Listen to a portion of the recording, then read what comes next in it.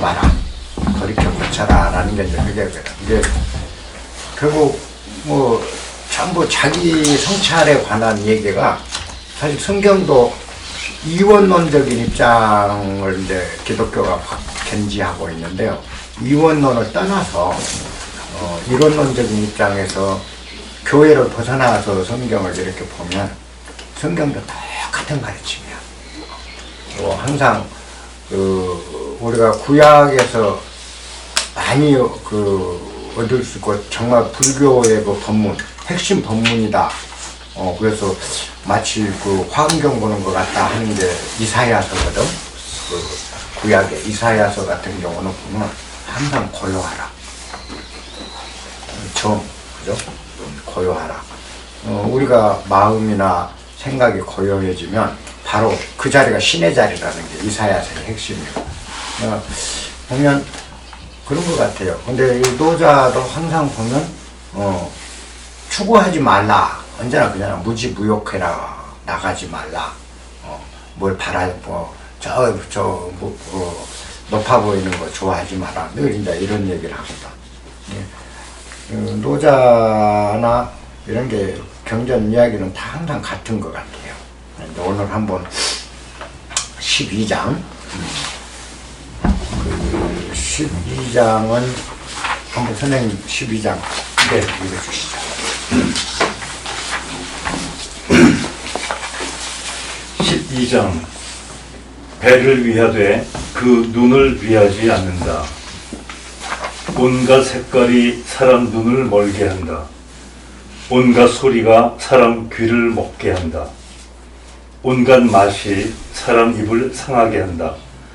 사냥질로 뛰어다니는 것이 사람 마음을 미치게 한다.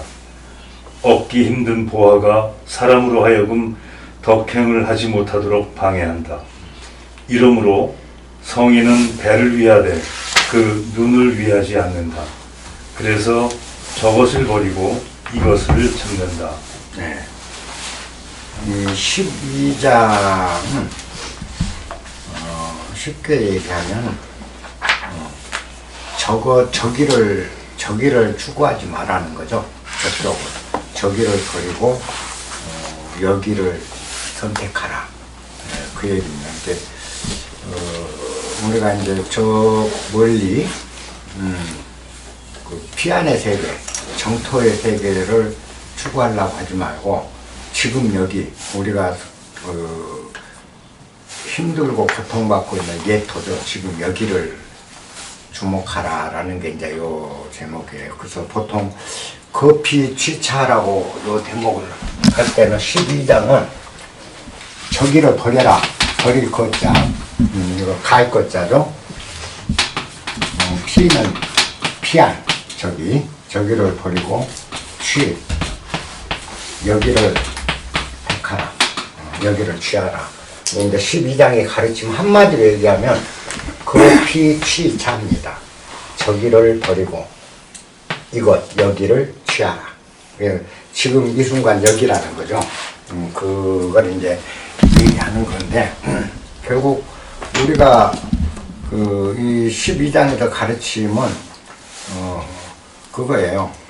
눈에 보이는 거, 우리가 감각으로 느끼는 거, 부처님 얘기하듯이 똑같은 얘기를 하는 거죠. 우리가 눈에 보이고 감각적으로 느껴지는 것들, 그것들은 사실 이렇게 우리를 많이 우리 감각을 무디게 만든다. 그래서 시각이 외부로 향해 있으면 평담할 길이 없다라는 가르침입니다. 우리 보통 모든 것을 초월한 삶이라는 것은 평담하다는 뜻이거든요.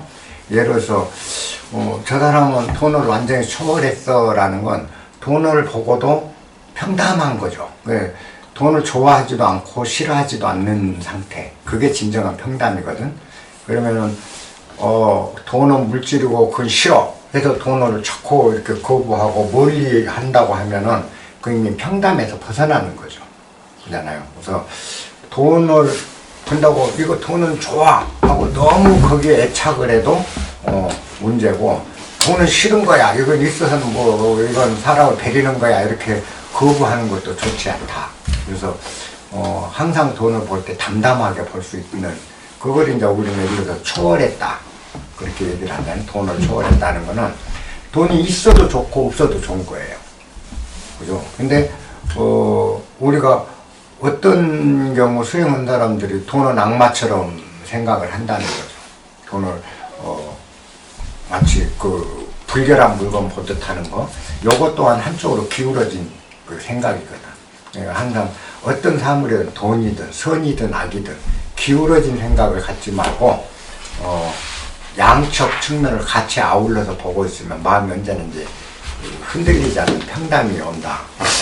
그런 거거든. 그래서 우리가 그 마음의 평단을 보장하는 길은 외부 경계, 불교식으로 지금 이것도 마찬가지, 외부 경계에 물들지 말라는 거죠. 외부에 보이는 것도, 우리는 눈이 밖으로 향해 있고 피부도 밖으로 향해 있고 귀도 밖으로 향해 있고 코도 입도, 그러니까 늘 바깥을 중시하게 되는 거죠. 우리 삶 바깥에 보이는 것들을. 근데 이 밖에 보이는 것을 중시하지 말고 내 안으로 시선을 자꾸 걷어들여라 라는 게 이 12장입니다. 이게 한번 읽어보면, 오색은 영인몽맹이다 그랬습니다. 오색은 청황 적백 흑, 여기 오색이죠.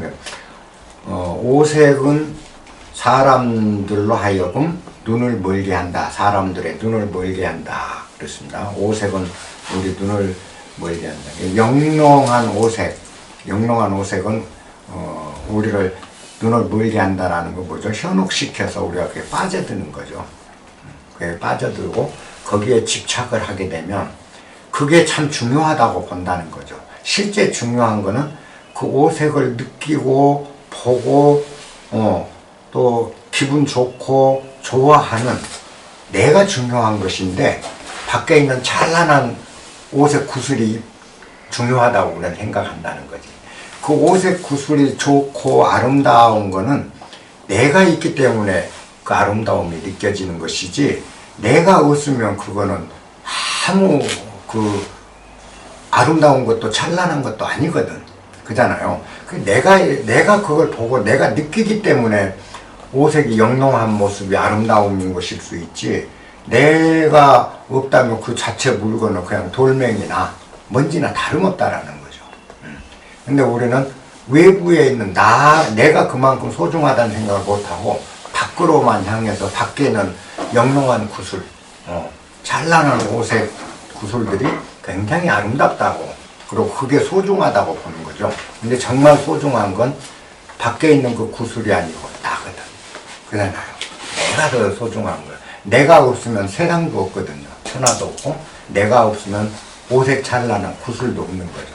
그러니까 우리가 그렇게 밖으로 향해 있다 보면 외물에 자꾸 애착을 갖고 외물이 중요하다고 생각하기 시작하니까 내가 사라져본 거예요. 그래서 나를 발견을 못하는 거예요. 내가 없는 거죠. 그러니까 진화를 찾는다고 한 사람들이 자꾸 자기를 찾으려고 한다는 거예요.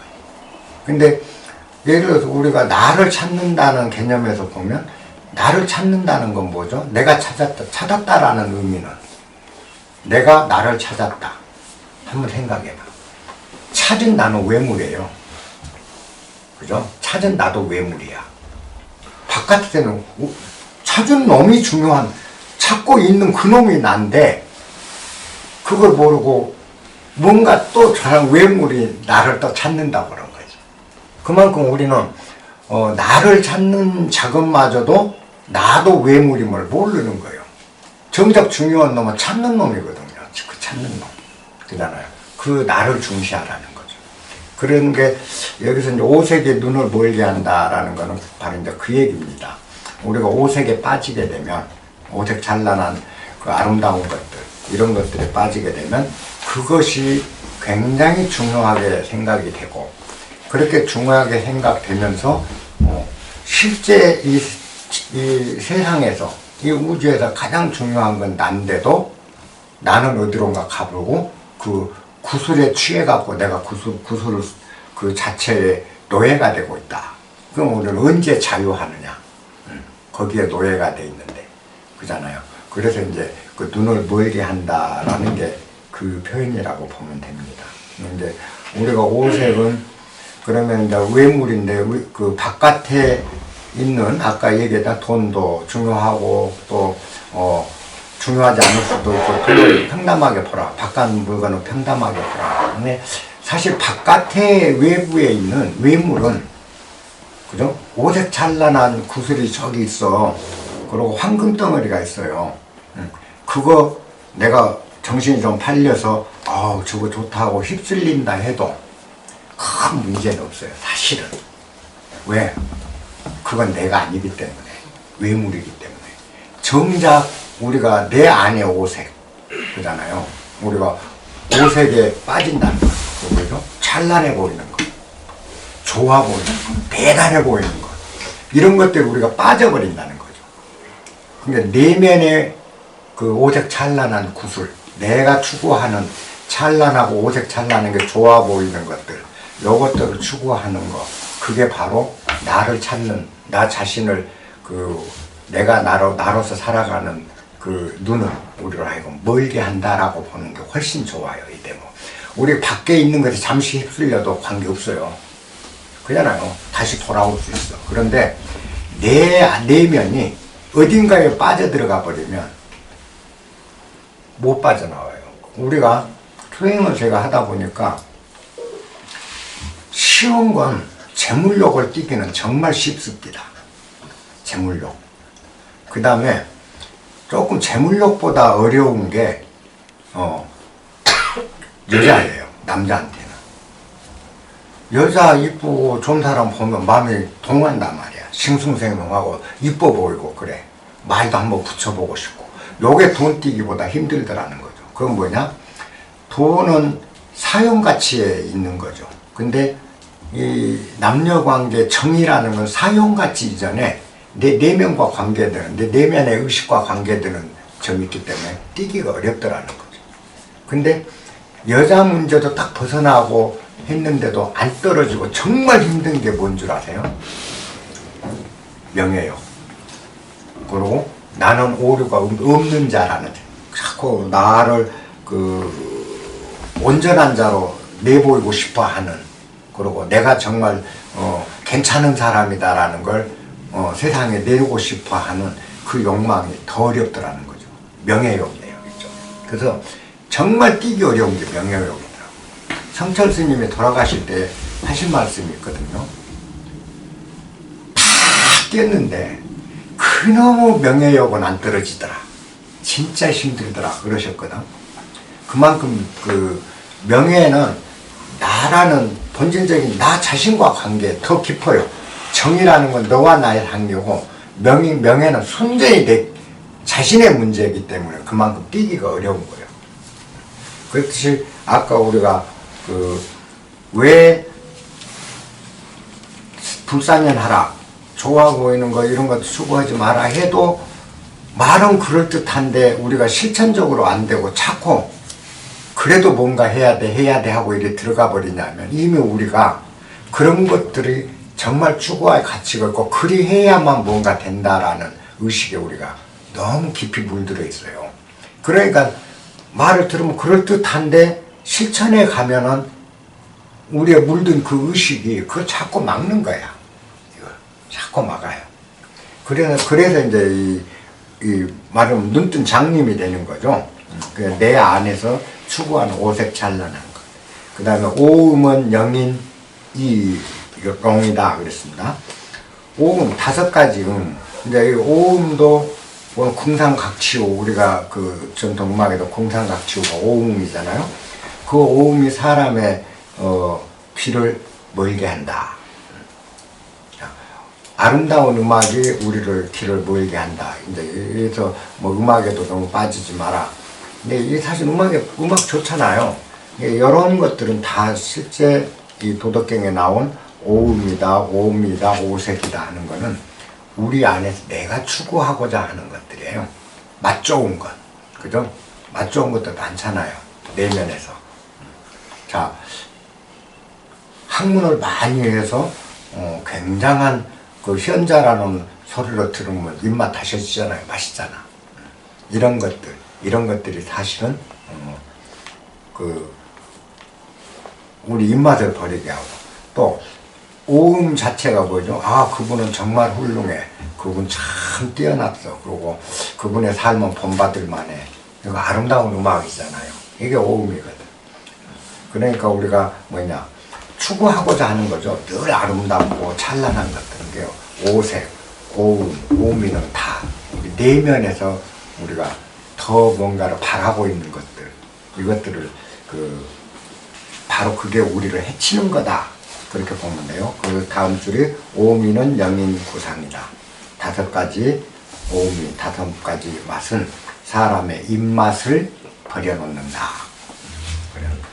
그 다음에 치빙전력 영인심발광. 치빙은 말을 몰아서 뛰어가는 게 치빙입니다. 우리가 치빙하면 달린다 그런 뜻이고, 전력 그러면 사냥. 말과 마차를 타고 달리면서 사냥을 한다. 그것은 우리의 마음을 발광하게 만든다. 우리 마음에 미치게 만든다. 그런데 그렇죠. 우리가 여기서 이제 노자가 하고 싶은 얘기는 그죠.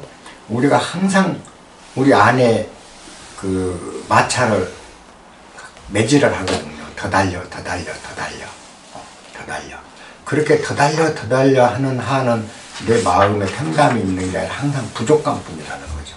우리가 내가 더 구할 게 없다라고 돼버리면 부족감이 없어져 버리니까, 부족감이 없으면 온전한 거잖아요. 근데 뭔가 아직도 구할 게 있다라고 하면은 그거는 내가 부족하다는 걸 스스로 자인한 꼴이 돼버리기 때문에 끝까지 부족한 자에서 벗어날 길이 없어.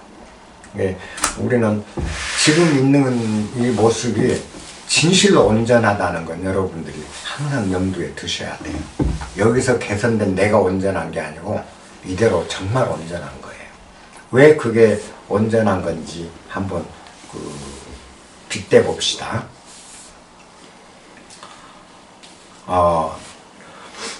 우리 집 주변에 여러분들이 이제 구례 여러분들 다람쥐 많아요. 산속에 다람쥐 그잖아요. 다람쥐가 업그레이드 돼야 다람쥐다운 다람쥐일까요? 뭔가가 업그레이드예요.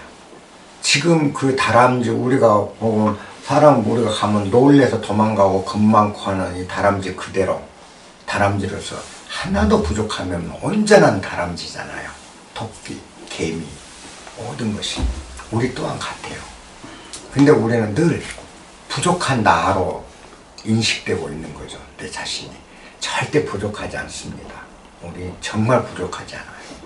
그래서 아까 여기서 치빙이라는 건 거죠. 치빙해서 사냥하려고 그런 거 우리 늘상 하고 있는 일이죠. 더 하면서 앞으로 내달리고 뭔가 계속 내 안으로 끌어다 놓고 지식이 됐든 수행이 됐든 뭐든 다 끌어다 내한테 쌓아놓으려고 한 게 사냥이잖아. 치빙 사냥. 그렇게 하는 한 내 마음이 편할 길이 없는 거예요. 언제 우리가 자유하고 언제 편안해하며 언제 행복해할 수 있겠는가라는 거죠. 어제 어느 참 좋은 사람 만나서 술 한잔 하면서 이제 저는 콜라를 마셨는데 이분 얘기를 하는 도중에 제가 그랬어요. 참 인생이 안 펴진다. 인생이 안 펴진다. 그리고 왜 그렇게 자기 인생은 이렇게 대화가 안 되고 더 막힌지 모르겠다. 이제 얘기를 해요. 그래서 우리가 참 아픔이 많고 상처가 많은 거죠. 자기에 대한 비하감까지 있는 거죠. 그런 이야기를 하시길래 제가 하는 말이 지금 돈이 안 벌리고 생활도 어렵고 그래서 그렇지 않습니까? 그렇대요. 근데 지금 어디 몸이 아프거나 어긋나 가지고 병신이 되거나 해서 활동 못하는 건 아니잖아요. 그렇죠. 가난하다 해도 밥 끼니 걸르거나 굶거나 해서 배고파서 정말 서름을 당하는 그 밥을 끼니를 못 잊는 것도 아니잖아요. 밥 끼는 그런 대로 소찬에 먹기라도 먹고 있지 않습니까? 그렇대요. 그리고 이렇게 좋은 사람들 만나고 있지 않습니까? 더 뭘 바라야 됩니까, 우리가? 여기서 더 뭘 바라야 돼? 아름답고 좋은 사람 만나서 술 한잔 할 수 있는 인간관계 있고, 내 몸이 아직 건강해서 우리 병나지 않았고, 가난하다 해도 밥 굶지 않은 정도로 살아가고 있는데, 더 바란다면 그건 욕심 아닐까? 물론 돈이 더 많으면 좋겠지만, 없다 해서 그렇게 비하감에 빠질 필요는 있겠느냐. 다 생각해보라. 만약에 우리가 지금 주어진 가난을 누리지 못한다면, 그죠? 지금 나한테 주어진 이 가난을 내가 지금 누리고 행복해하지 못한다면, 오지 않고 저 멀리에 있는 부가 온들, 내가 그 부를 누릴 수 있을 것 같습니까? 라고 제가 물은 거예요. 정말 누릴 수 있겠느냐? 자신 있느냐? 그 부가 왔을 때 부를 누리는 게 아니라 그 부의 물질에 휩쓸려서 고기 먹고 술 먹고 풍청거리고 남한테 과시하다가 자기 못 망치고 자기 인생까지도 이상한 그 부를 누리는 게 아니라 부에 휘둘린다. 지금 나한테 있는 이 가난을 누릴 줄 모르면 그런 사람은 저 멀리 있는 부는 절대 누릴 길이 없는 겁니다라고 내가 얘기를 해줬는데, 진실로 그래요. 우리가 지금을 누리지 못하는 자는 미래를 누릴 길이 없어. 미래도 언제나 도달하고 나면 지금이거든요. 근데 거기에는 또 미래가 있어. 그러다 보니까 우리는 태어나서 죽을 때까지 지금 나한테 주어진 이 매 순간의 아름다움을 누리지를 못하는 거죠. 그래서 그런 것들이 아까 치빙한 것 때문이에요.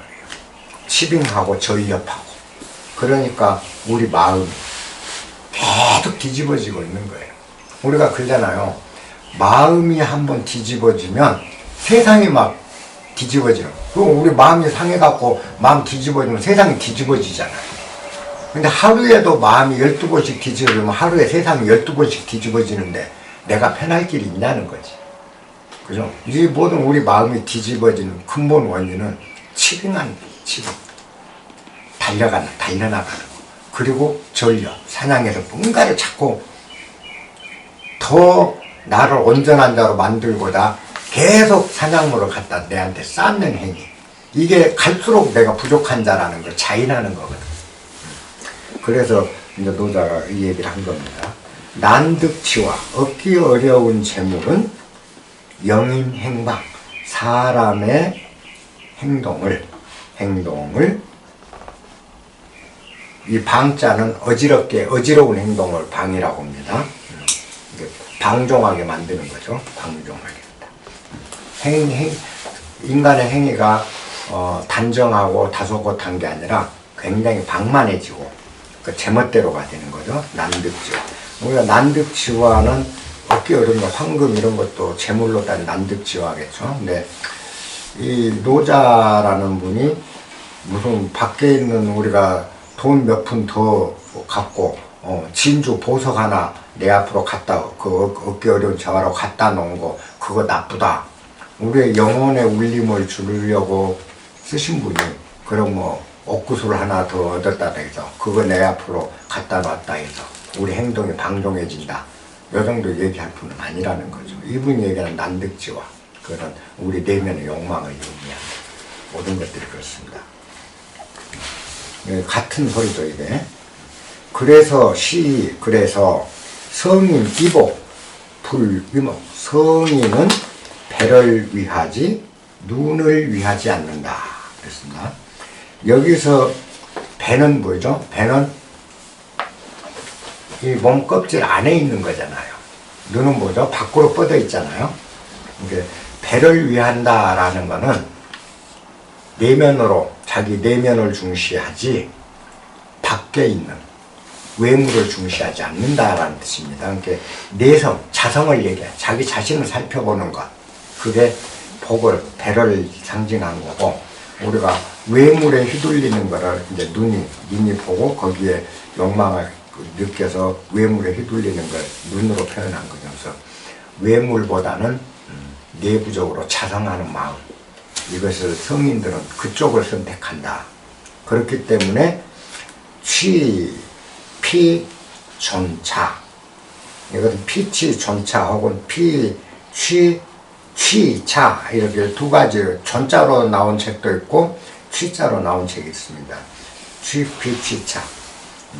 저것을 버리고 이것을 선택한다. 요 똑같은 얘기입니다. 제가 불상연에서 얘기했죠. 저렇게 좋아 보이고 아름다워 보이는 그것을 버리고 지금 못나 보이고 부족해 보이는 여기를 선택한다. 네, 요 얘기니까 결국 우리가 그 3장에 내가 3장 하면 노자는 거의 다 한 거나 같다. 여러분들 이제 잘 새기고 그런 것들이 내 삶에 녹아나도록 훈련하는 것이 이제 남은 거지, 내용은 항상 같습니다. 우리가 이런 걸 읽을 때 그 경전이나 성인들 말씀은 바깥 세상을 은유법으로 비유법으로 많이 비유를 해서 얘기를 해요. 진리는 직접 전달할 길이 없으니까 이제 비유를 해서 설명을 하게 되잖아요. 근데 그걸 우리는 항상 밖으로만 우리 눈이 향해져 있고 외물을 쪽을 중시하는 삶을 살다 보니까 그런 경전을 볼 때도 외물과의 관계로 봐요. 우리가 성경에서 예수님 말씀하신 원수를 사랑하라 란 말 있잖아요. 원수를 사랑하라. 그러니까 원수를 언제까지 사랑해야 됩니까? 7번씩 70번이라도 원수를 용서하고 사랑하라 그러잖아요. 근데 예수님이 나하고 이렇게 해서 싸워갖고 한번 대팍 싸우고 원한이 생겨서 쳐다도 안 보고 사는 그 원수 사랑하라. 그래야 네가 하늘나라 간다. 요 정도 얄팍한 가르침이라고는 저는 생각을 않거든요. 예수님 원수 사랑은 내 안에 원수 같고 싫고 없어져 없으면 좋겠고, 그죠? 내 안에 있는 것들, 버벅거리는 거, 그죠? 비굴함, 우리 안에 있어서는 안 되는 거예요. 악함, 그죠? 불선, 또 거짓말, 우울, 짜증, 분노, 욕망, 이런 거 없이 정말 선한 내가 되고 싶잖아요. 그럼 그런 것들은 없어져 볼, 원수 대하듯이 우리가 대하고 있어. 근데 예수는 그래. 그것들을 7번씩 70번이라도 사랑하라는 거예요. 7번씩 70번이라. 성경을 읽을 때 우리 눈이 외부로 향해 다 있다 보니까 이런 가르침들이 우리 마음 속에 있는 원수, 내가 그 없애버리고 싶은 나, 그런 것들을 사랑해줘야, 그래야 드디어 하늘나라에 네가 갈 수 있다. 하늘나라에 갈 수 있다는 건 뭐죠? 자유하고 행복할 수 있는, 그냥 그게 천국이잖아요. 자유하고 행복하고 내 의지대로 살아갈 수 있는, 내가 나로서 살아가는 거, 이게 천국이거든. 네 안의 원수를 사랑할 줄 알아야 비로소 네 천국에 간다. 그렇지, 네 안의 원수, 그 원수를 사랑하라는 가르침이 그거잖아. 근데 우리는 그 원수를 버리려고 자꾸 한다는 거죠. 쫓아내려고 하고. 모든 성인들의 가르침은 정말 보면은 공통적인 것 같아요. 그래서 요 귀절은 12장은 여기를 버리지 마라. 여기를 버리지 마라는 건 아까 그거죠. 부족해 보이는 지금의 나, 이거 결코 버리지 마라는 거예요. 절대 부족한 게 아니니까. 다람쥐하고 나를 비교해보면 알아. 다람쥐 더 업그레이드 돼야 진정한 다람쥐가 아니거든요. 그래서 그런 나를 사랑할 줄 알도록 가라. 여기를 버리고는 저기를 얻을 수가 없는 거예요. 마조 스님한테 어떤 스님이 와서 물어요. 스님, 도가 뭡니까? 부처가 뭡니까? 부처가 뭡니까? 그러니까 마조 스님이 즉심시불이다. 즉심시불이다. 이 마음이 곧 부처다. 즉심시불이다.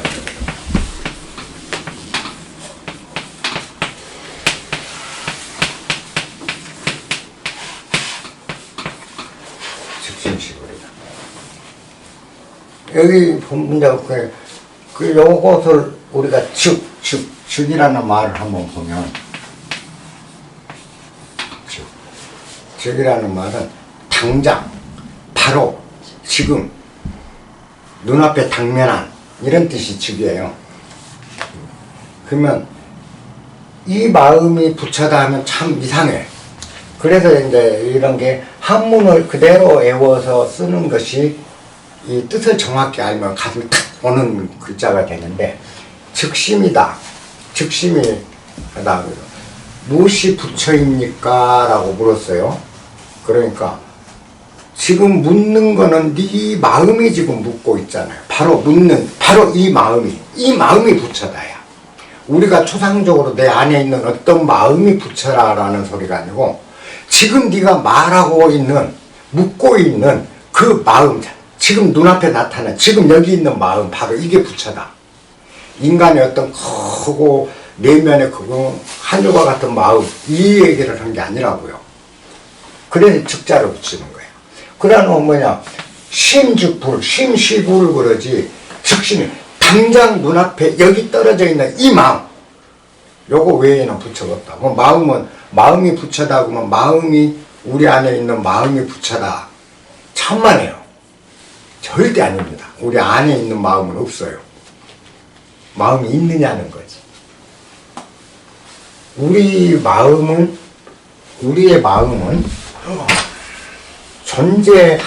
존재하는 것도 아니고 존재하지 않는 것도 아니에요. 있다 없다고 단언을 할 수가 없어. 마음은 외부 경계로 인해서 마음이 생겨나는 거예요. 외부 경계의 반영이에요. 우리가 길거리를 가는데 이 다리가 다 잘린 거지가 엎드려서 동냥을 해요. 그 순간 마음이 울컥해지는 동정심이 솟아나잖아요. 그 동정심이 마음이거든. 그래서 마음에서 딱 일어난다고요. 그런데 이 거지를 내가 거기서 보지 않았으면 동정심이라는 이 마음이 나왔느냐는 거죠. 없잖아요, 마음은. 요 거지를 볼 때만이 우리가 마음이라고 하는 요 존재가 튀어나오잖아요. 그때만. 그러면 거짓뿐만 아니라 생각도 마찬가지야. 앞생각이라는 무언가가 있어야, 대상이 있었으니까 뒷생각이 나오는 거예요. 생각도. 그러면 생각이 마음이라는 거예요. 생각이. 그죠? 무엇이든 외부 경계가 반영돼서 마음이라는 것이 현현이 돼. 외부 경계 없이는 마음도 없는 거예요. 그래서 마음이 뭐냐? 공인 거야. 공. 있는 것도 아니고 없는 것도 아닌 거예요. 마음. 외부 경계가 있을 때만 마음이라는 건 나오지 평소에는 마음이 존재 안 해요. 근데 그런 없는 마음 갖다 그게 부처다. 마조가 그런 바보 소리 한 게 아니라는 거예요. 이렇게 거지를 본 순간 탁 동정심이 일어나는 그 마음, 부처는 다른 게 아니다. 그게 바로 부처고 그게 도예요. 우리가 길거리 가다가 할매를 만났어. 인사해야 되겠다 싶다. 안녕하세요 하는 인사해야 되겠다 마음이 딱 일어나잖아요. 부처가 뭐냐? 바로 인사해야 되겠다고 마음이 딱 생기는 게 부처예요. 이게 진리라. 근데 진리는 없잖아요. 평소에는. 근데 언제나 당면하면 그때 내 안에서 탁탁탁탁 나와. 그래서 내 안에 다 있다라고 한 거예요. 내 안에 무궁무진한 보물이 다 들어있다라는 게 그래서 그래. 그러면 외부 경계, 이제 아까 봤던 거지. 거지는 그럼 존재하는가라는 문제. 이것 또한 공이다. 그래서 색주공인데 이것도 공이다. 이게 객관적으로 존재해요. 객관적으로. 그죠? 그런데 내가 보고 느끼지 않았을 때도 존재했느냐는 거지. 우리가 같이 산행을 해요. 화엄사에서 노고단까지 산길을 올라가. 5명이 간다고 보자고. 간데 중간에 꽃도 있고 새도 있고 다람쥐도 있고 별게 다 보고 가. 똑같이 보고 갔는데 나중에 도착해서 보면 분명히 나는 그게 있었는데 저 사람은 나는 못 봤어. 없었어. 그래. 그 자리에 있어도. 그 뭐냐, 내가 보고 내가 마음을 일으키지 않으면 외부에 있는 건 존재치 않는 거예요. 존재치 않는 거예요. 실질이라 이게. 존재하지 않는 거거든. 근데 우리는 외부든 내면이든 이와 같이 서로 부딪힐 때만이 존재하는 거죠. 외물도 존재하는 건 나라는 마음과 외물이 부딪힐 때 외물이 비로소 현현이 되는 거고, 마음도 외물과 내가 부딪힐 때 마음이라는 게 비로소 현현인데 바로 그 자리에 일어나는 그 마음이 부처라는 거죠. 그 여러분들이 지금 내 얘기를 듣고 귀로 듣는 거예요. 그럼 부처가 뭡니까? 바로 그 마음, 네가 듣고 있는 그 마음이 바로 부처다. 그게 진리다는 거죠. 더 이상 구할 게 없다. 뭘 구하냐? 도를 왜 깨자고 하냐? 그러면 그래 놓고 이제 뭐냐? 그렇다면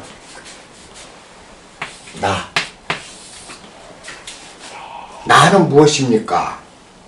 도는 무엇입니까? 또 단단히 물어서 도가 뭡니까 이제? 그럼 도는 뭐냐? 나. 우리가 말 진화가 나 도라고 해. 나는 무엇입니까? 라는 물음이야. 도는 뭡니까? 그러니까 마조 스님이 평상심이 도다. 평상심이 도다 그래 보거든. 그러니까 나는 무엇입니까? 나라는 건 도대체 뭡니까? 근데 평상심이 너야 바보야. 평상심이 너야. 이렇게 답을 한 거야. 도가 뭡니까? 라는 건 나는 무엇입니까? 라는 거야. 왜? 견성한다는 게 나를 발견하면 도를 깨닫는다 그러잖아요. 나를 발견하는 게 도를 깨닫는 거예요. 그러면 나와 도는 둘이 아닌 거예요. 근데 그럼 나는 뭐냐? 그러니까 마도가 평상심이 도다 그런단 말이에요. 그죠? 평상심. 아까 마음하고 같은 거죠. 그러면 평상심이란 말하니까 우리가 평소에 이렇게 살고 있는 이 마음, 이렇게 또 생각을 하더라는 거예요. 근데 평상심이라는 거는 자기 하지 않는 마음을 평상심이라고 해요. 자기 없는 마음. 억지하고 조작하지 않는 마음. 무엇이든지 우리는 조작을 해요. 가공을 해. 마음속에 딱 입력이 되면 가공을 하기 시작해. 근데 가공하지 않는 마음. 그게 평상심이라고 얘기하거든. 그건 뭐예요? 가공하지 않는 건 뭐죠?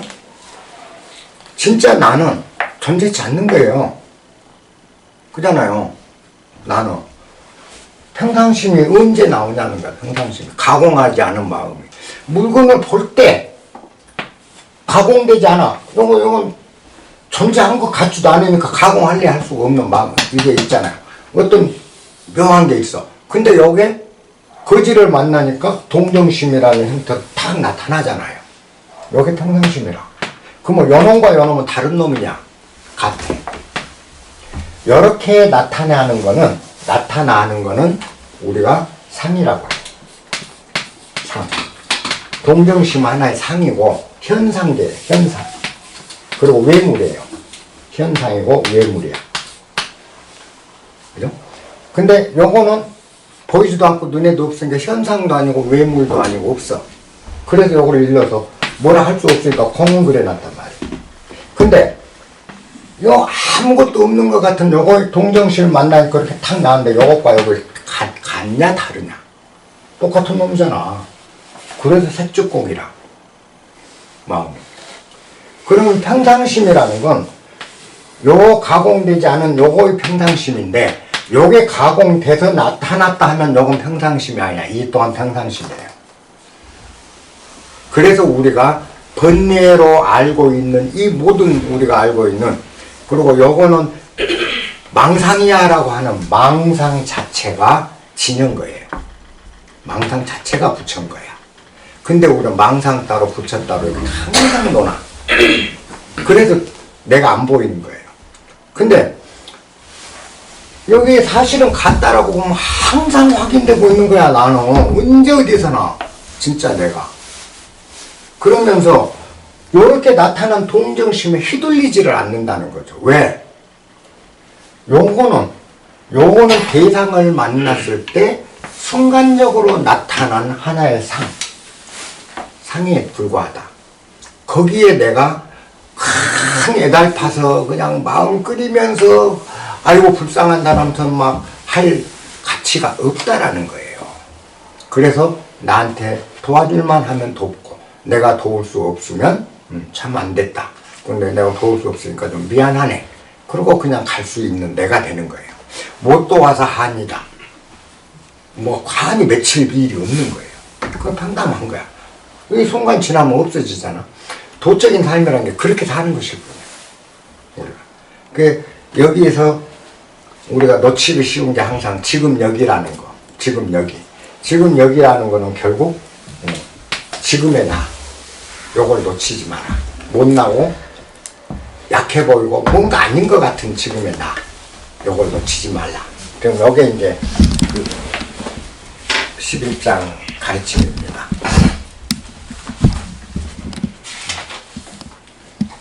그 다음에 이제 12장이었죠.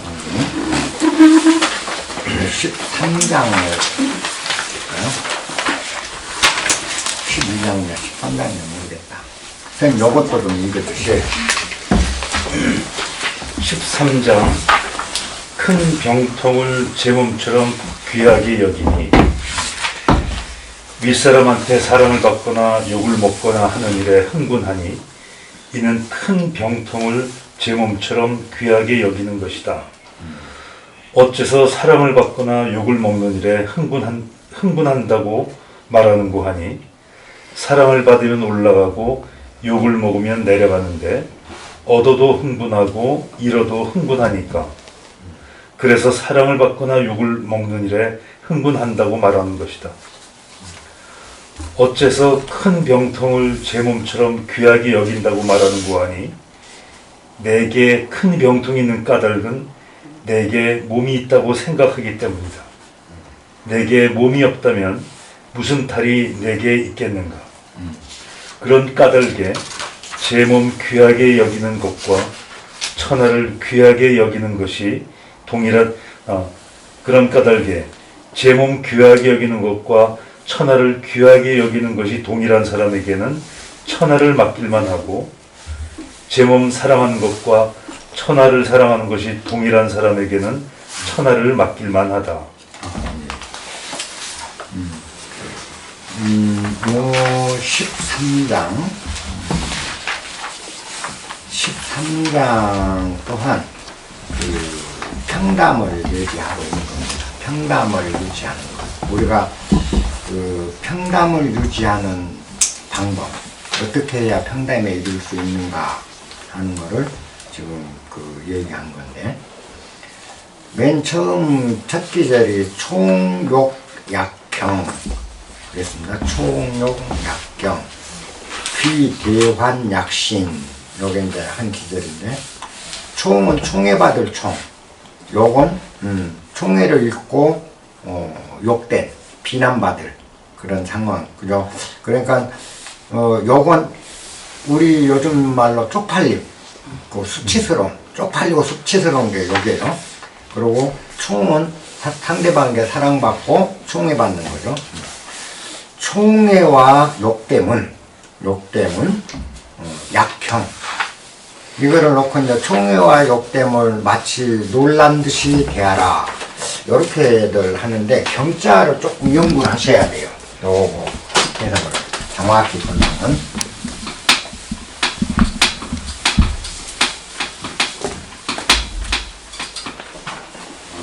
이 경자가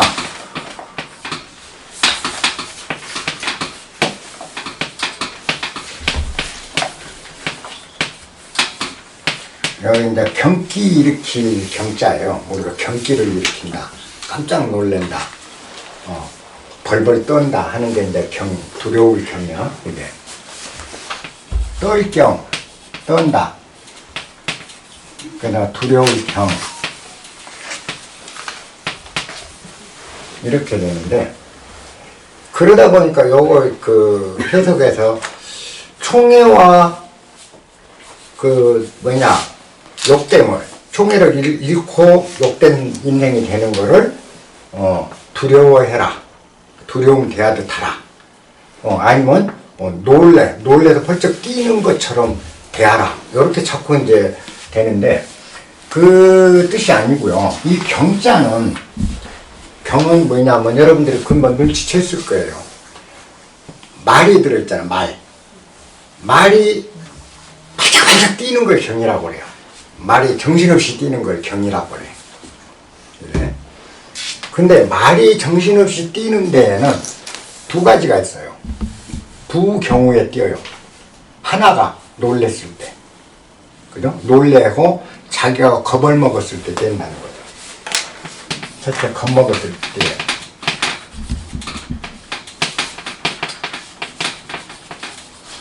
이건 두려울 때 뛰는 거죠. 두려움에. 그래서 이 경자에 두렵다라는 뜻이 있어요. 그 다음 말이 또 뛸 때가 어떨 때 있어요? 환희작약할 때야. 자기 앞말하면 너무 기분 좋고 너무 즐거울 때. 그죠? 너무 즐거울 때. 즐거울 때 말이 뛰어요. 그래서 이 경자를 그 중국 청나라 때 발간한 대자전에 보면 경에는 두 가지 뜻이 있어요. 두려워한다, 싫어한다. 그 다음에 두 번째 뜻이 좋아한다, 기뻐한다, 즐거워한다는 뜻이 있어요. 정반대 뜻이 같이 있어요. 그 이유가 바로 이 경자가 말이 뛰는 경우로 상정해서 만들어진 그 회의문자이기 때문에. 그럼 여기는 총애는 뭐죠? 총애를 받을 때도 경이야. 그건 뭐죠? 기뻐서 경인 거죠. 총애를 받으면. 총애를 잃어서 욕된 건 뭐죠? 내가 이제 배척당하고 잘못하면 사형당하고 떨려나가고 한 데 대한 두려움에서 내가 놀래고 떨린다는 거죠. 그래서 총애든 욕됨이든 쪽팔리는 거든 둘 다 내가 펄쩍 뛸만한 일들인 거예요. 그럼 펄쩍 뛰는 뭐냐? 평담을 유지할 수가 없는 일들이란 뜻이에요. 총애거든. 총애도 담담하고, 그죠? 쪽팔린 욕에도 담담할 수 있어야 될 우리가 총애는 기뻐서 날뛰고 욕에는 슬퍼서 날뛴다. 그럼 우리는 평담할 길이 없는 거죠. 욕의 총욕 약경의 의미는 바로 총과 욕 자체가 기뻐서 날뛰고 슬퍼서 날뛰는 그런 상황이 한 글자 속에 있는 거예요. 요게. 그래서 총욕 약경 하면은 총애와 그 욕됨은 총욕은 총애와 욕됨은 둘 다 사람의 마음을 어지럽히는 것이 되는 거예요. 요게 정확한 의미예요. 사람의 마음을 편안케 못해준다. 놀래게 만든다. 우리가 좋아도 놀래잖아. 놀랜다고 좋아도 환호작약해버리거든. 평담을 못하는 거죠. 그래서 이 경자를 노자가 정말 그 글자 선택들을 절묘하게 해내요. 그렇게 보면 여기서 가르친 건 총애를 뭐 좋아하고 욕된 걸 좋아하고 이게 아니고 우리가 무엇인가에 휩쓸려 들어갈 때 우리 마음은 평담을 잃는다. 평온을 잃는다.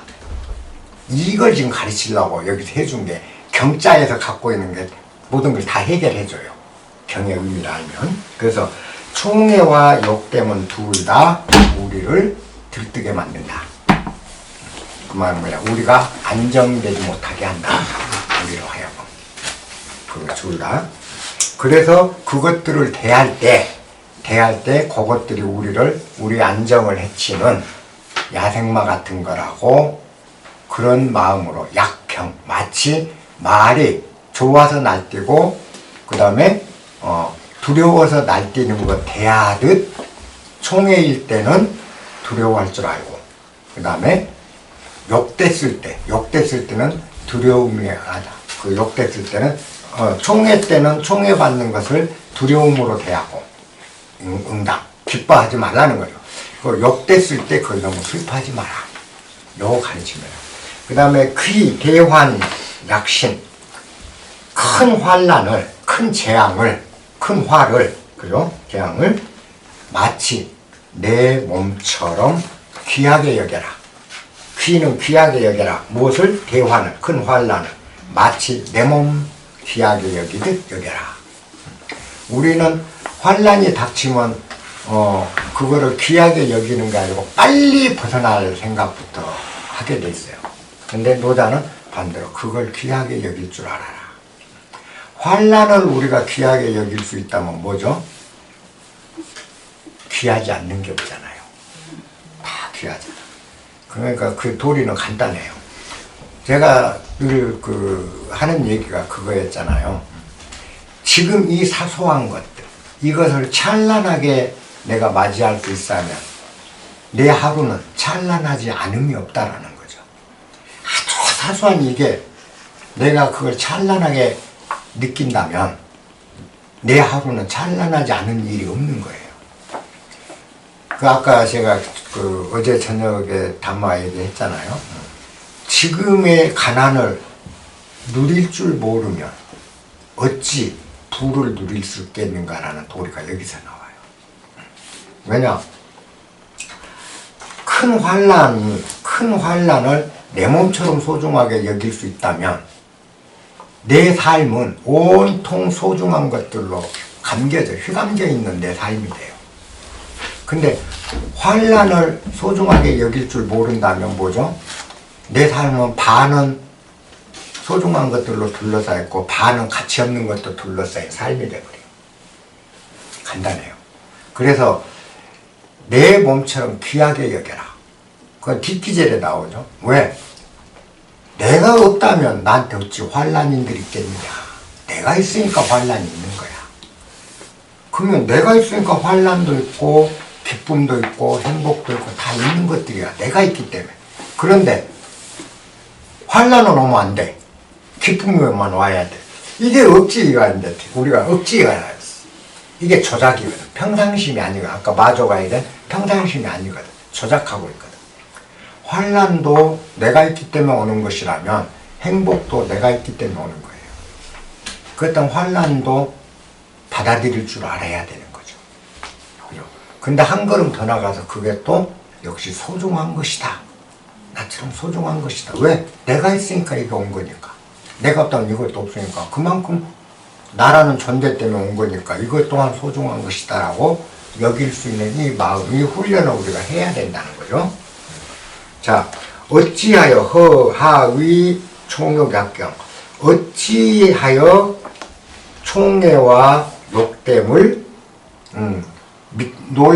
날뛰는 말 대하듯 하라는 것인가. 자, 총위상, 총애는 우리가 바라는 것들이고 상책이고 그 말이에요.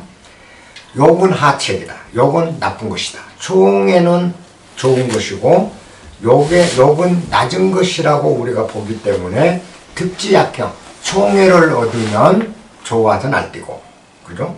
실지약경, 총애를 잃으면 슬퍼서 날뛴다. 슬퍼서 날뛴다. 그죠? 시위 총욕약경, 그래서 총애를 얻어도 날뛰고 잃어서 욕돼도 우리는 날뛰게 되어 있는 것이니 어찌 총욕이 다 경이 아니겠느냐. 둘 다 경이다. 우리 마음을 어지럽히는 측면에서 우리의 평온과 나의 평담심을 해치는 데 있어서는 총은 선이야. 상이고 욕은 하인데 악인데 선도 악도 둘 다 내 마음을 해치는 것들이라는 거예요.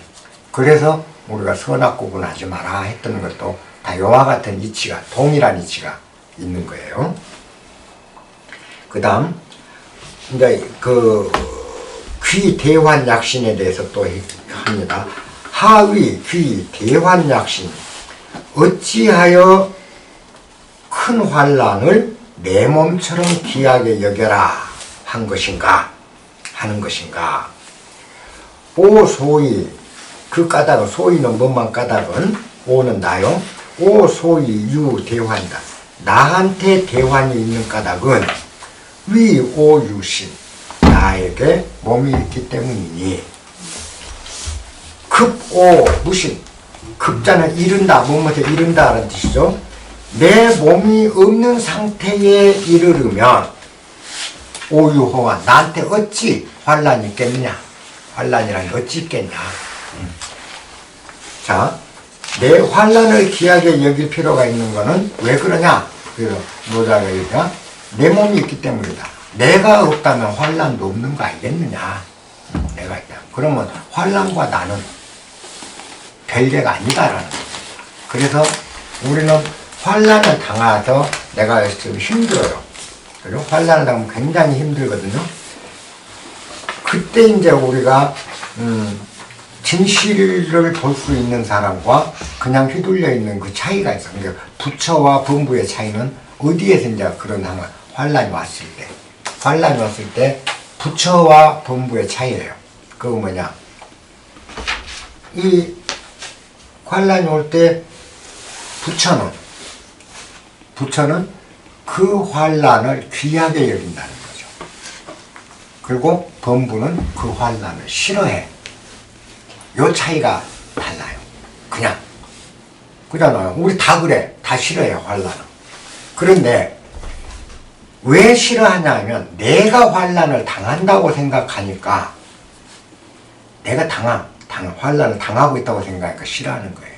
근데 부처는 어째서 그 사람도 똑같이 환란을 당하는데 어째서 저 양반은 환란에 태어날 거야?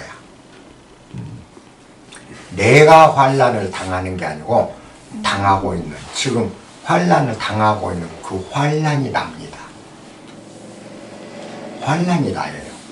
내가 있는 게, 내가 어디 있냐? 요게 내가 아니고요. 환란이만 난 거예요. 지금 말하는 나는 요 몸이 아니고 이 말이 나예요. 여러분들은 지금 듣고 있잖아요. 여러분이 듣는 게 아니고 듣는 그게 여러분이에요. 지금 들리는 요게 여러분이에요. 그래서 환란이 나예요. 정말 나를 알고 난 뒤에 보면 나 아닌 게 없어요. 환란도 나요. 기억도 나요. 미래에 대한 추측도 나요. 모든 게 나일 뿐이에요.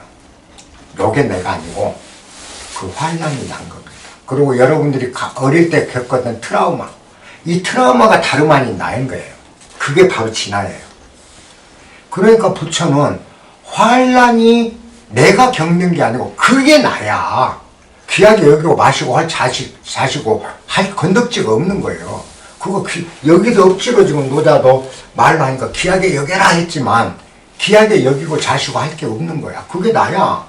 무슨 그것을 떨어지고 뭐 할 수가 없는 거예요. 자, 환란이 왔어. 나도 환란이 왔어. 그 환란을 지금 내가 겪고 있어. 그죠? 내가 겪고 있어. 이렇게 우리는 생각하는데 사실은 겪는 그 자체가 난 거예요. 겪음이. 그게 바로 나라는 거예요. 진화는, 그래서 진화가 안 보이는 거예요. 그래서 내가 사라져야, 내 그림자에 가려 보이지 않는 내가 보이는 건 내가 사라져야 보여. 그러면 항상 내 그림자, 나만 보는 거야. 나만 보여. 근데 내가 사라질 때 진짜가 거기서 나타나요. 그래서 보통 진화가 뭡니까? 달마가 서쪽에서 동쪽으로 까닭은 뭡니까? 라고 묻거든. 그 말은 진화가 뭡니까? 그 말을 하고 부처가 뭡니까? 진리가 뭡니까? 하나님이 뭡니까? 라고 물어보고 그랬더니 어쩌라고 뜰 앞에 잣나무다. 그러고 뜰 앞에 잣나무 하니까 저놈의 잣나무 뭔가. 근데 지금 요 소리야. 뜰 앞에 잣나무다. 뜰 앞에 잣나무다 하면 요거 지금 내가 하고 있던 이 말이 지난 거예요. 그러면 듣는 사람은 뭐냐? 뜰 앞에 잣나무다라고 귀에 들리는 요게 나예요. 거기서 나를 바로 확인해버리라는 거예요. 뜰에면 잣나무 생각하지 마라. 그거 망상이라는 거예요. 바로 나로 확인하라. 그래서 왜 이 대환을 나처럼 내 몸처럼 소중히 하라. 노자가 한 거는 아까 제가 부처님 얘기했잖아요. 부처님은 대환이 자기 자신인 거예요. 그걸 깨달은 자는 내가 아님이 없는 거예요. 온 세상이 다 난 거야. 그래서 그걸 갖다 귀하게 여기고 말고 할 거 없이 난데 내가 어떡할 거야. 받아들이는 거. 나야. 그게 나야. 요 소리예요. 약간 부처님이 한 수 위입니다. 그 부분에서는. 부처 같은 경우는 바로 왜 이 노자는 그게 내 몸이 있기 때문에 그런 것도 있으니까 소중히 여기는 할 당위성이 있다라고 얘기하지만 부처는 그렇게 얘기한 게 이놈아 네가 어디 있는데? 그 환란이 너잖아, 자수가. 환란 따로 너 따로 어디 있느냐? 불법은 하나다. 그게 너다.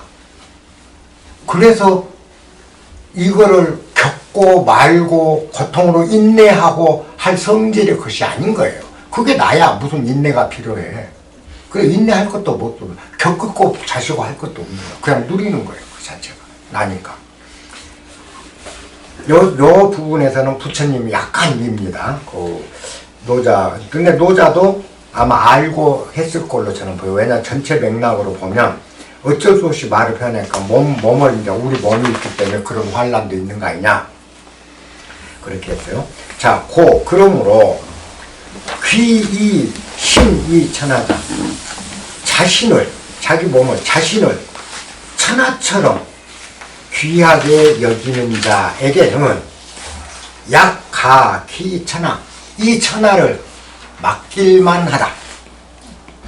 자기 자신을 천하처럼 귀하게 여길 줄 아는 사람에게는 천하를 맡겨도 좋다. 이런 얘기를 합니다. 자기를 소중히 하라는 얘기죠. 그 다음에 이심이 천하자. 자신을 천하처럼 사랑하는 사람. 자기 자신을 이 세상처럼 세상 사랑하는 사람에게는 약가탁 천하. 천하를 역시 기탁해도 좋다. 맡겨도 좋다. 그건 뭐죠? 나 자신을 천하처럼 사랑하라. 물론 나 자신을 천하처럼 사랑하라. 여기서 우리가 약간 한번 의문을 가져야 될 게 있어요. 나를 버려라는 게 성인들의 보통 가르침인데, 나를 귀하게 여기지 마라. 나를 버려라는 게 성인들의 가르침인데, 노자는 나를 귀하게 여겨라. 어느 정도? 천하처럼 귀하게 입으면 그 사람한테 천하를 다 맡겨도 된다. 그만큼 자기를 귀하게 여기라. 이렇게 노자가 가르쳐. 부처는 뭐죠? 나로서 무화가 되라. 그렇잖아요.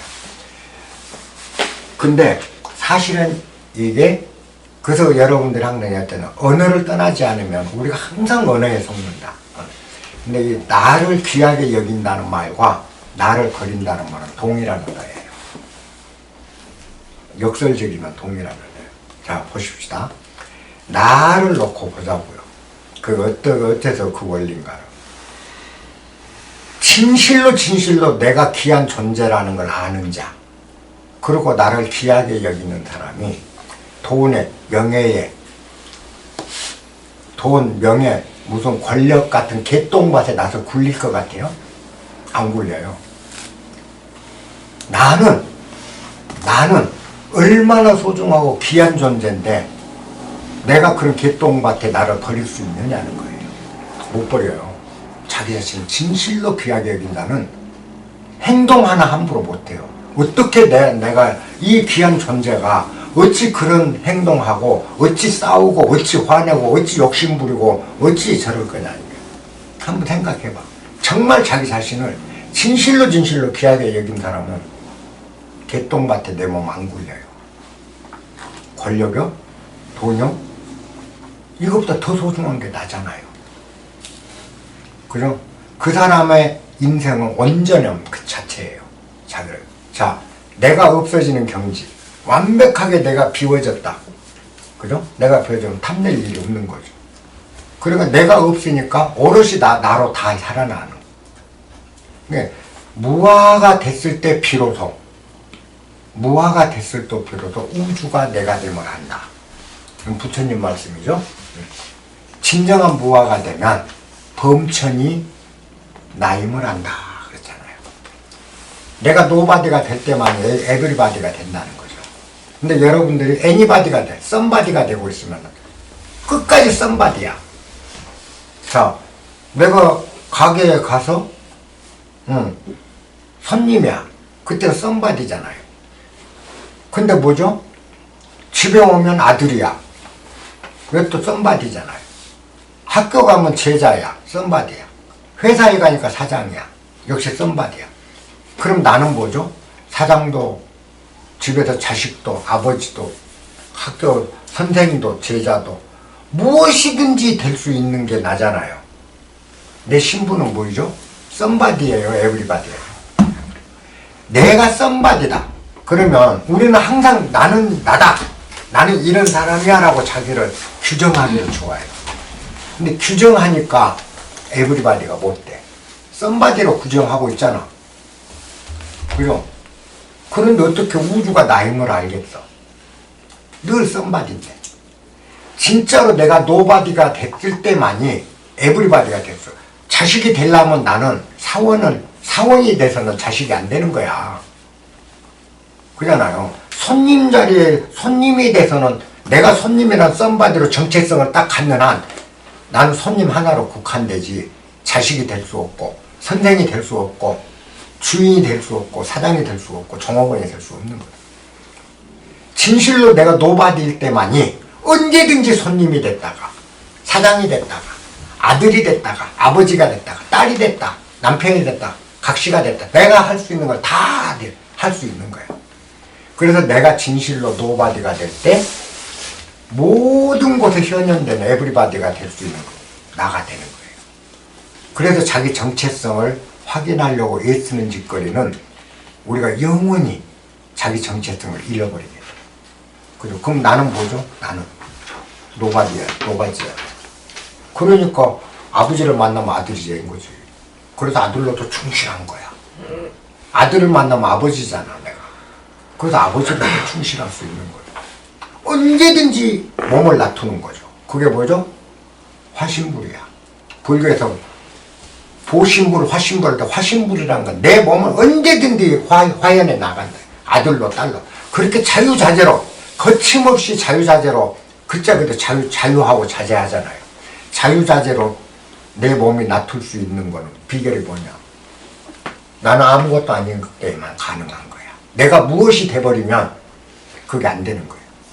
그렇다면, 자, 내가 없어지니까 우주가 나 힘을 안다. 나 얼마나 소중해. 부처님이 무하라 되라, 무하되라 해놓고 부처님 자신은 뭐라고 그랬죠? 천상천하 유아 독존. 하늘 위에 하늘 아래 내가 가장 존귀하다고 그러잖아. 그리고 기껏 무아가 되라고 했는데도 천상천하 유아 독존 가장 존귀할 존자를 쓰잖아. 노자가 여기서 얘기하는 자기 몸을 천하처럼 귀하게 여길 줄 알아. 진짜 내가 내 몸을 귀하게 여기면 개똥밭에 안 굴러. 그렇게 개똥밭에 안 굴르는 삶이 이루어져 버린 순간 내가 무아가 저절로 돼버려. 무아가 되니까 대야가 생겨. 그 대야가 이른바 범천이에요. 힌두에서는 범천. 브라만이 된다. 그래서 힌두 가르침이든 노자 가르치든 부처 가르침 언어만 다르지 가르침의 내용은 동일한 언어를 갖고 가르친다. 내 몸을 귀하게 여길 줄 알아라. 요게 아마 현대인들한테는 훨씬 강하게 어필될 거예요. 무아가 되기는 어려운데, 그죠? 우리는 나를 굉장히 소중히 여기니까, 나를 귀하게 여기면, 그건 조금 수행하기도 쉬워. 정말 자신을 귀하게 여기라는 거예요. 그러면 어떤 경우도 개똥밭에 날 안 굴린다. 개똥밭에 안 굴린다. 요 도리예요. 그런 사람한테 대통령 하라고 하고 천하를 맡기면 그 사람이 무엇을 하겠느냐는 거죠. 자기 집안을 위해서, 자기 명예를 위해서, 자기가 똑똑한 대통령, 업적이 많은 대통령이라는 위대한 이름을 남기기 위해서 무언가를 그런 걸 자기한테 갖다 붙이려고 대통령을 할까요? 아니 국민을 위해서? 그런 사람은 국민만을 위하지 않아요. 천하를 위합니다. 국민도, 저 나르는 새도, 흐르는 강물도 모든 것들을 소중하게 여기는 거예요. 진실로 자기를 귀하게 여기서 개똥밭에 굴리지 않은 사람이 업적이라는 것에 현혹돼 가지고 업적 남기려고 억지 부르고 지랄 떨 거냐? 아니라는 거죠. 그런 사람이 천하를 맡겨라. 정말 자기가 귀하다고. 자기가 귀한 줄 모르니까 개똥밭에 굴르는 거예요. 요즘 그런 사람들 많아. 정치한다 보면 자기가 귀한 줄 몰라. 그러고 귀한 줄 모르고 뭐냐, 명예가 귀한 줄 알고, 그죠? 자기 자식이 귀한 줄 알고, 돈이 귀한 줄 알고 있어. 근데 정말 귀한 건 나다. 지금의 나. 이걸 귀하게 여기자. 근데 요게 그 노자의 가르침이니까요. 우리가 경전을 때 또는 할 때 언어에 약간씩 차질이 있는 것 같아도 내면을 다시 한번 우리가 분석해보고 돌이켜보면 여에게 귀하게 여기라는 얘기와 귀하게 여겨 버려라는 얘기가 동일한 선상에서 우리에게 가르침을 펴고 있다. 그렇게 보시면 돼요. 그게 무소유도 마찬가지입니다. 진정한 무소유는 버리는 게 무소유가 아니라 갖는 거다. 나는 그렇게 얘기해요. 무엇이든지 소유하라. 너한테 주어진 것. 단 너한테 주어지지 않는 거를 네가 가지려고 하는 건 도둑놈이다. 도둑질이라는 거예요. 나한테 안 주어진 걸 가지려고 해. 그건 욕망이요, 도둑이야. 근데 나한테 주어진 거 무엇이든지 가져라. 그게 진정한 무소유다. 나는 그렇게 주장을 합니다. 왜? 가난이 주어지면 가난도 갖고, 병이 주어지면 병, 그리고 기쁨이 주어지면 기쁨. 다 나한테 주어진 것들을 다 받아들여서 가져라. 그럼 불가잖아. 무엇이든지 다. 근데 우리는 뭐죠? 무소유를 하겠다고 하면서, 버린다고 하면서, 뭘 취하고 있는가를 봐. 병에 취하고, 깨달음 취하고, 뭐 취하고, 이러고 있어. 근데 사실은 버린다는 것과 모든 걸 버린다는 얘기는 모든 것을 다 수용한다는 얘기와 동일한 언어입니다. 우리가 시 같은 걸 많이 읽어야 되는 게 그런 거예요.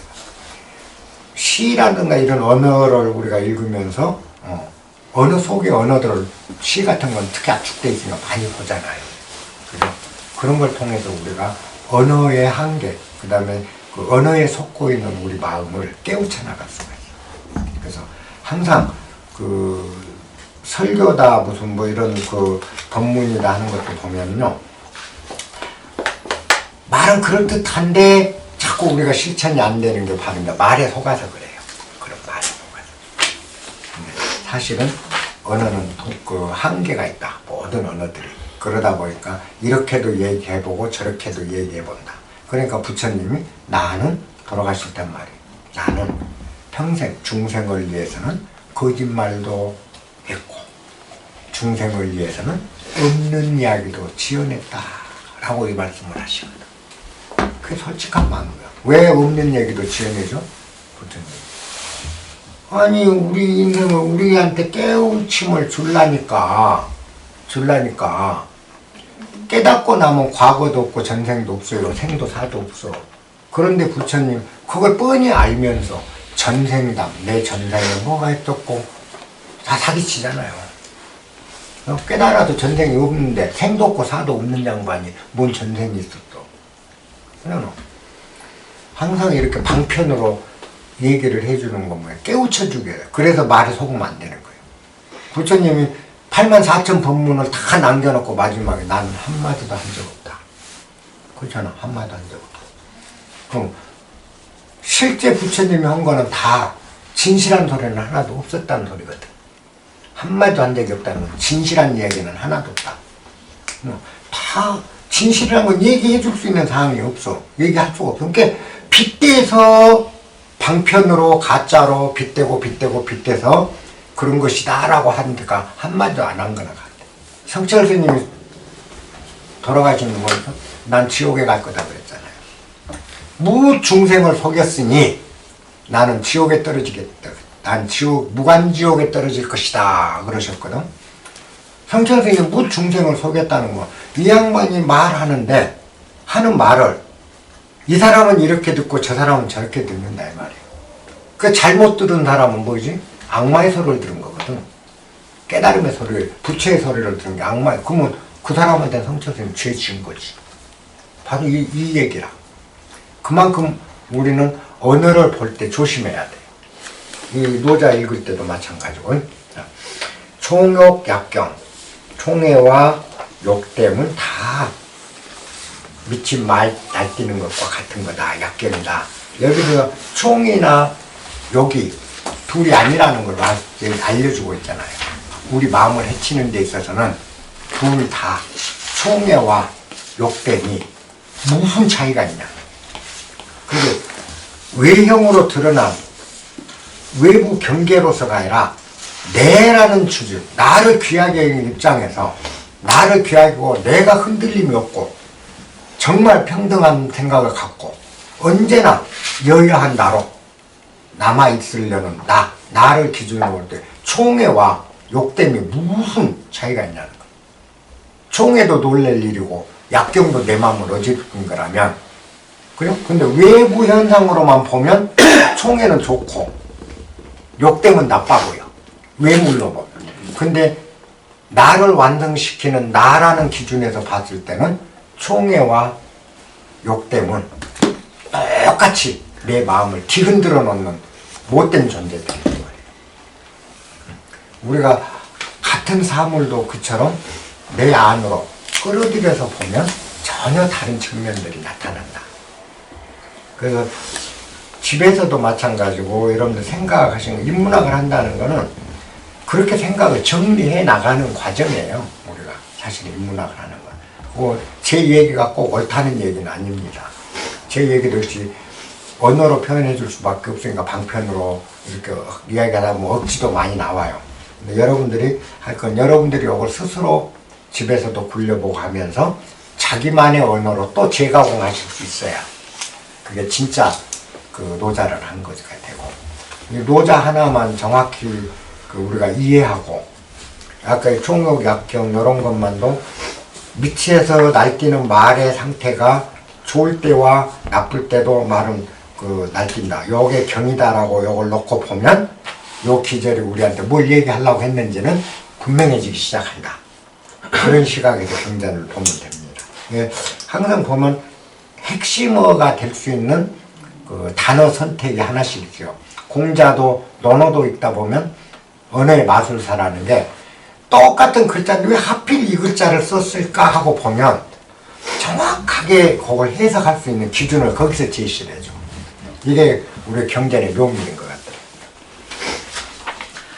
자, 우리가 요 정도 이제 하면 몇 가지 여러분들이 그 이해는 하실 수 있을 것 같고요. 혹시 요 오늘 한중에서 뭐 물어볼 거나 하고 그 질문 있으면 해주시고요. 아니면 오늘 여기서 마치기로 합니다. 감사합니다.